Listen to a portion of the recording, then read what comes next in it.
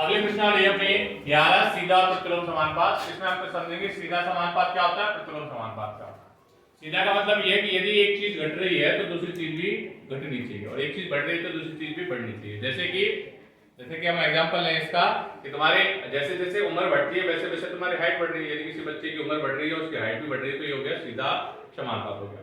और प्रतिलोम समानुपात ये है मतलब उल्टा कि एक चीज बढ़ रही है तो दूसरी चीज घटनी चाहिए, और एक चीज घट रही है तो दूसरी चीज बढ़नी चाहिए। जैसे कि एग्जांपल ये ले लीजिए कि जैसे जैसे हम कार चला रहे हैं, कार चलाने के बाद यदि स्पीड कम है तो दूरी तय करने में टाइम ज्यादा लगेगा समय, और जैसे जैसे स्पीड हम बढ़ाएंगे तो उस दूरी को कंप्लीट करने में समय कम लगेगा, यानी दूरी बढ़ी और समय कम हुआ।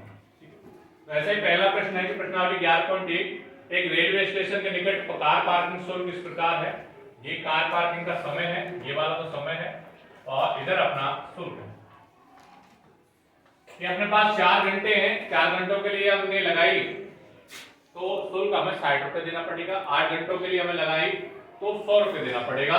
12 घंटों के लिए लगाई तो 140, और 24 घंटों के लिए लगाई तो 180 लगाना पड़ेगा। कह रहा है कि जांच कीजिए कि क्या कार पार्किंग शुल्क जो है यानी ये वाले क्या इस समय के प्रत्यक्ष अनुपात में है।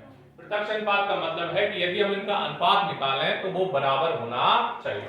तो इनमें से हम किसी भी एक चीज को, चाहे तो अपने पास समय को मान लो चाहे शुल्क को, एक को हमारे पास x मान लीजिए और एक को मान लीजिए y। x और y का जो अनुपात है ये पहला वाला, इसको मान लेंगे x1, इसको मान लेंगे x2, इसको मान लेंगे x3, इसको मान लेंगे x4। ऐसे ही इसको y1, y2, y3 और ये अपना y। पहले नंबर पे तो 1, दूसरे नंबर 2, तीसरे तो इन सारे के सारे अनुपात यदि हम निकालें x/y निकालें तो बराबर आना चाहिए। तो जैसे अपने पास याद रखिए, पहला यदि हम x1 कितना है अपने पास 4, y1 अपना है अपने पास 60, x2 कितना है यहाँ x2 कितना है अपने पास 8, y2 कितना है अपने पास, y2 है अपने पास 100, x3 कितना है, x3 हमारे पास है 12, और y3 कितना है अपने पास 140, x4 अपना है 24, और y4 है अपने पास 100। इन सभी का यदि हम अनुपात निकालें x/y निकालें तो वो बराबर होना चाहिए। तो अब हम क्या कर रहे हैं कि अब हम कर रहे हैं x1/y1। तो x1/y1 हम करें तो अपने पास आ रहा है या y1/x1 कर लो, ठीक है, जैसे तुम्हें ठीक लगे वैसे आप कर सकते हो। तो x1/y1 करेंगे तो आएगा 4/60, और 4 के बटा 4 कम 4, और इसका हम भाग देंगे तो 1/15। तो x1/y1 आ रहा है अपना 1/15। ऐसे हम करेंगे x2/y2, x2/y2 यानी 8/100।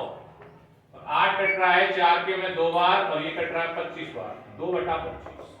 अब आगे नहीं कट रहा है तो अब ध्यान से देखें x1/y1 निकाल लिया, x2/y2 निकाल लिया, चलो और भी निकाल लेते हैं, x3/y3 निकाल लो। तो अपने पास आ रहा है 12/140। तो भाई अपने में कट रहा है 4 के में 3 बार, 4 के 12, और ये कट रहा है 4 की 12, 4 5 20। और भाई अपने पास x4/y4 का है तो हो रहा है अपने पास 24/180। तो ये भी अपने पास 4 के में कट सकता है, 4 की 24, और 4 के में 4 चौका 16, 4 5 20। अब देखो क्या सभी अनुपात जो हमने निकाले थे x1/y1, x2/y2, x3/y3, x4/y4, क्या सारे अनुपात बराबर है? बिल्कुल नहीं। अब यदि हम देखें अब x1/y1 y2 और x2/y2, x3/y3 और x4/y4 क्या चारों बराबर हैं? तो देखिए क्या x1/y1 यानी 1/15 क्या 2/25 के बराबर है? बिल्कुल नहीं है। तो प्रत्यक्ष अनुपात तो पहले से कैंसिल हो गया। और भी क्या x2/y2 x3/y3 बराबर है? बिल्कुल नहीं है। क्या x3/y3 और x4/y4 बराबर है क्या? बिल्कुल नहीं है। अतः जब बराबरी नहीं है, अनुपात ही बराबर नहीं है किसी भी राशि का, तो ये प्रत्यक्ष अनुपात में भी नहीं है। अतः प्रत्यक्ष अनुपात में नहीं, ये पहले काम।